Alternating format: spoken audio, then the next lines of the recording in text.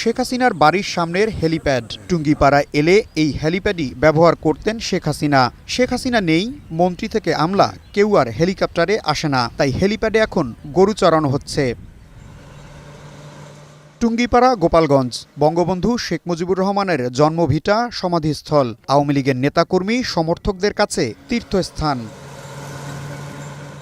সারা দেশে অভ্যুত্থানের পর আওয়ামী লীগের পাশাপাশি বঙ্গবন্ধুর নাম ফলক, ছবি গুড়িয়ে দেওয়া হয়েছে।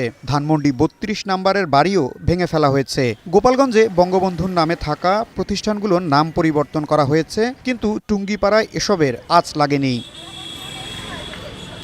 টুঙ্গিপাড়ায় ঢুকতেই শেখ মুজিবুর রহমানের ছবি সম্বলিত গেট অক্ষত আছে। রাস্তা থেকে শুরু করে সরকারি সব স্থাপনা দেখার মতো। ক্ষমতায় থাকা অবস্থায় শেখ হাসিনা নিজে এসব তৈরি করেছেন, কিন্তু ক্ষমতা হারানোর পর চারদিকে শুধু শূন্যতা আর অহেতুক সরকারি খরচে ভবন তৈরি করার নজির হয়েই এসব পড়ে আছে।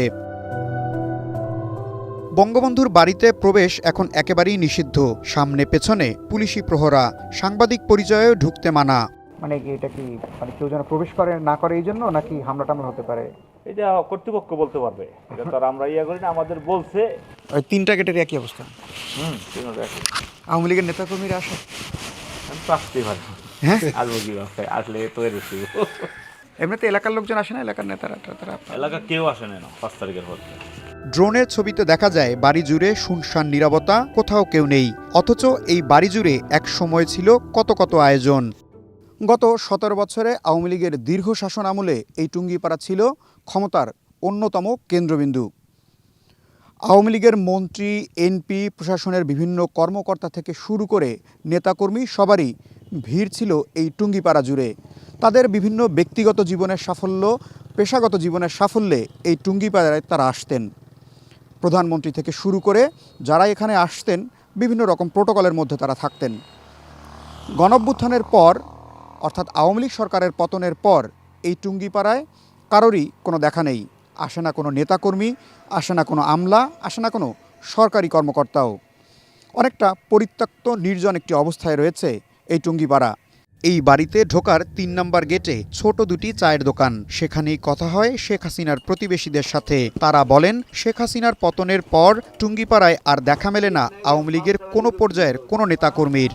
কবর জিয়ারত করার জন্য ওই আমাকে একজন ইমাম সাহেব আছে, সে তো শুধু দোয়া করার জন্যই থাকে, 24 ঘন্টা থাকতে হতো শুধু দোয়া করার জন্য। এই সময় গাড়ি থাকতো 100-200 গাড়ি থাকতো রোডে, 1-1.5 লক্ষ মানুষ। ওই পাশে এই পাশে ওই পাশে পিকনিক, অমুক তমুক, মন্ত্রী, এমপি, প্রশাসন, মানুষ আর মানুষ, মানুষ আর মানুষ, মানুষ আর মানুষ। আর এখন তো আর মানুষ নাই। এই যে বইছি, মনে করেন একটু পরে ফাঁকা হয়ে যাবে।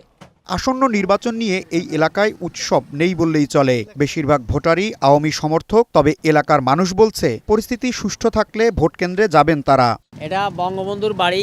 এখন বোঝেন তো, একটা লেটার যখন খাপতলি খালেদার বাড়ি, তখন তো খালেদা সে এলাকায় সবাই মিলে তখন চিনতে পারে যে আমার নেত্রী এখানে হলে আমার উন্নয়ন হবে, তখন তার সাপোর্টে থাকে, তখন দলবে থাকে। এখানেও সেই ধরনের পরিবেশ ছিল।